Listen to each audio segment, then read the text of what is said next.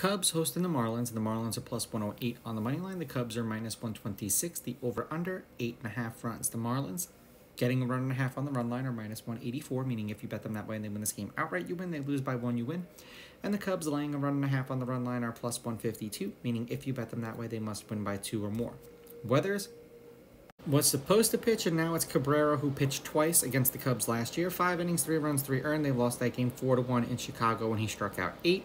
And then 5 innings, 2 runs, 2 earned. They won that game 7-6, and he struck out 12. Hendricks did not pitch against the Marlins last season. Now, as far as the weather is concerned for tomorrow's game, it is supposed to be 56 degrees with 9-mile-an-hour winds blowing from the left to the right.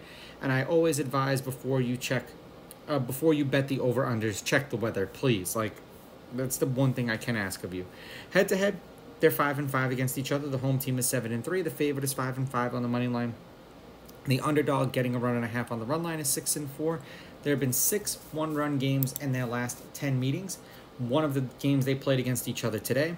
The under is hitting their last 2. The under is 6-4, and the under 8.5 is 7-3. And for those of you who are new, whenever there's double headers, I don't do them because generally the lineups or the pitchers are never accurate, and you won't know until it's almost pitch. And yeah, it screws up the stats, so I just try not to mess with them. Now, they played each other twice today. The Marlins won the first one 3-2. The Cubs won the second one 5-3. And it almost never happens where a team wins both games of the doubleheader. The Marlins are 4-6 in their last 10. The under is 6-4 in their last 10. They are 1-3 in their last 4. 4 runs, 11 runs, 5 runs, and then 8 runs. 1 run and a loss, 3 runs and a loss, 3 runs and a win, 3 runs and a loss. 3 is the magic number. For the Cubs, they're 6-4 in their last 10. The under is 7-3 in their last 10. Unders hitting their last 2, 3-1 in their last 4. 8 runs, 11 runs, 5 runs, 8 runs.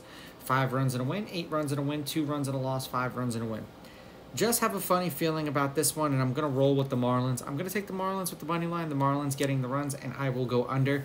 These are just my picks. If you disagree, please go with your gut, and please bet responsibly.